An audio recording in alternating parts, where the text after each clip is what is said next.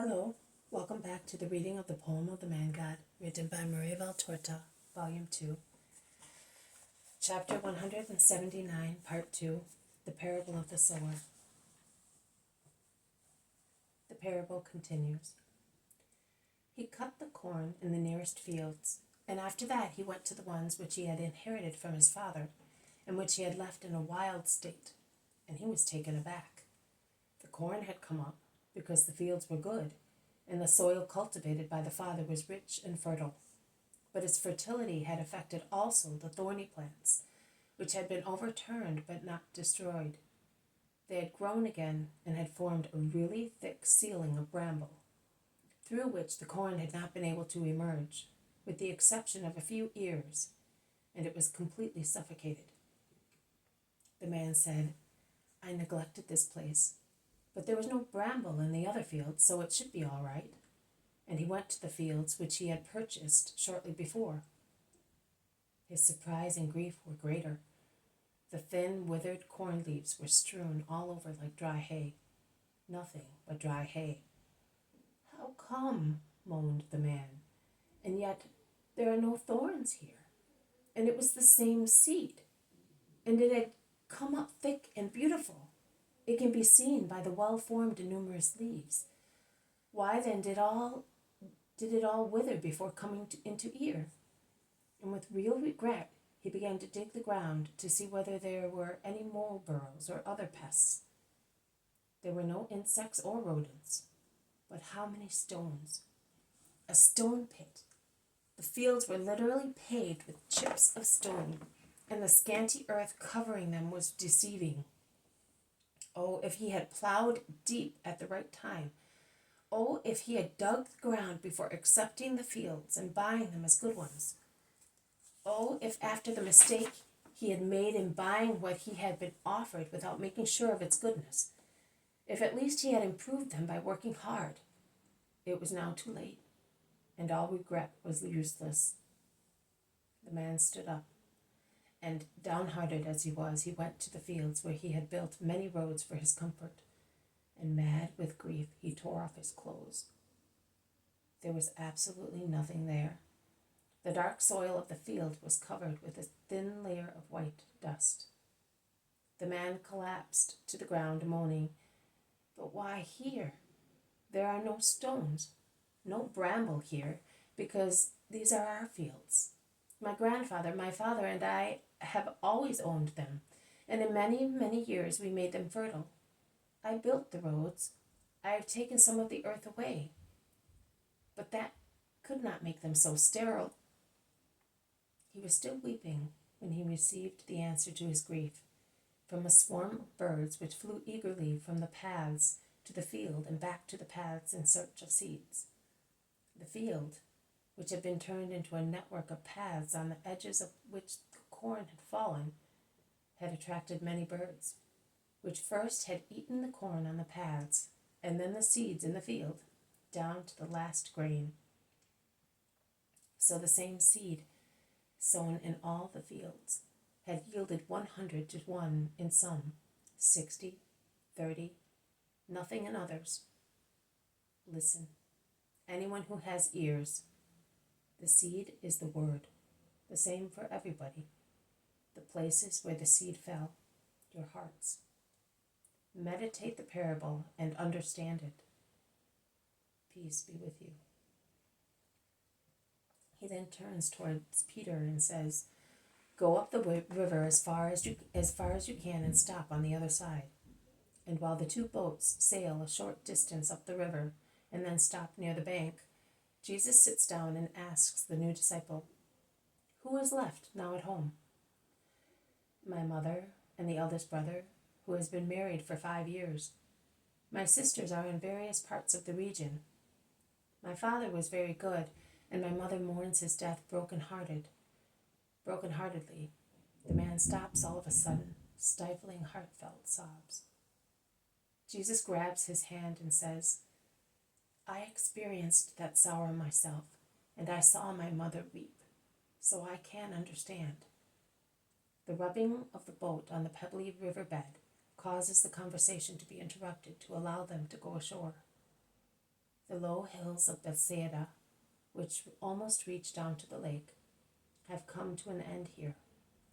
Instead, a plain rich in crops extends from this shore on the other side of Bethsaida northwards. "Are we going to Merom?" asks Peter. "No. Let us take this path among the fields."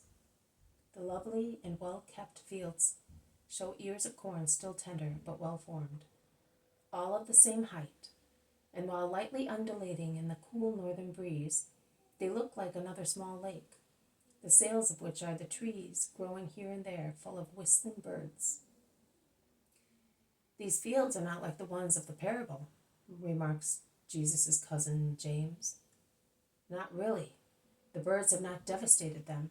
There are no stones, no bramble. The corn is beautiful. In a month's time it will be golden, and in 2 it will be ready for the sickle and the granary," says Judas of Kerioth. "Master, I remind you of what you said in my house. You spoke so well, but I'm beginning to have ideas in my head which are as confused as those ruffled clouds up there," says Peter.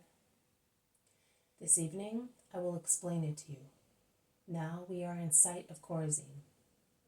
And Jesus stares at the new disciple, saying, "Much is given to those who give, and possessions do not deprive the gift of its merits. Take me to the sepulchre of your family and to your mother's house."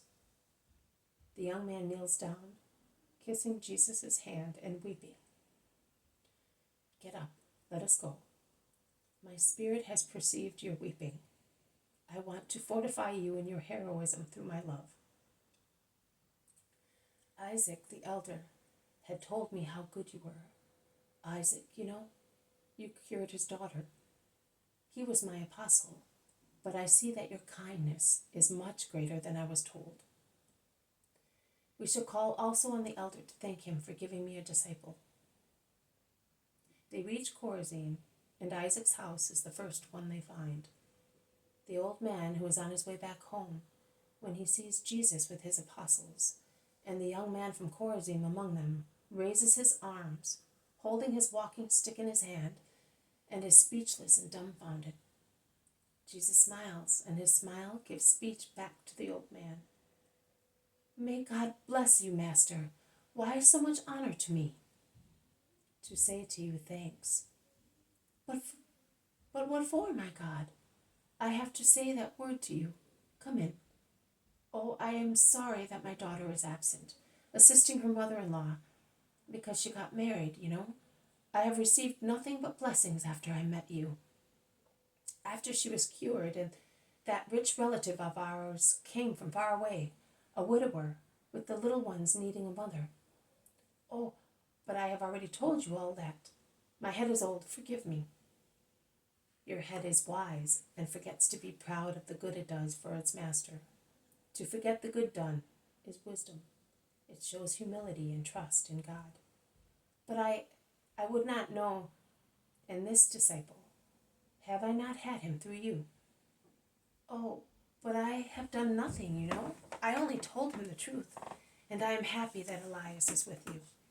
He turns towards Elias and says, "Your mother, after the first moment of astonishment, was relieved when she heard that you were with the Master. The last honors rendered to your father were really solemn. He has not been long buried." "And what about my brother?" "He is quiet. He was rather upset by your absence because of the village people. He still has that mentality." The young man turns to Jesus. "You said so, but I would not like him to be dead. Let him become alive as I am, and at your service." The others do not understand, and they look at one another inquisitively. But Jesus replies, "Do not despair, but persevere." He blesses Isaac and goes away. Notwithstanding, they entreat him to stay. They stop first near the sepulchre and pray. After, through a still, semi-bare vineyard, they go to Elias's house. The meeting of the two brothers is rather a cold one. The elder feels offended and wants people to notice it. The younger feels guilty from a human point of view and does not react. But the arrival of their mother, who without saying anything prostrates herself and kisses the hem of Jesus' tunic, brightens the atmosphere and their spirits, and they want to honor the Master. But Jesus does not accept anything. He only says, "Let your hearts be just, one towards the other, as just was he whom you are mourning." Do not give a human sense to what is superhuman, death and the election to a mission. The soul of your just father was not upset seeing that this son was not present at the burial of his body, but it rested quietly on the certainty of Elias's future. Do not let worldly thoughts disturb the grace of the election. If the world was surprised at not seeing him near his father's coffin, the angels exulted seeing him beside the Messiah. Be just, and may that comfort you, Mother. You brought him up wisely, and he has been called by wisdom. I bless you all. Peace be with you now and always. They go on the road, which takes them back to the river, and from there to Bethsaida. Elias does not delay even for one moment on the threshold of his father's house. After kissing his mother goodbye, he followed the Master with the simplicity of a child who follows his real father. This has been a reading from the poem of the Man God, written by Maria Valtorta, Volume 2. Chapter 179, Part 2, The Parable of the Sower. Thank you for listening. I will see you tomorrow. May God bless you, and may peace be with you, and may He heal you.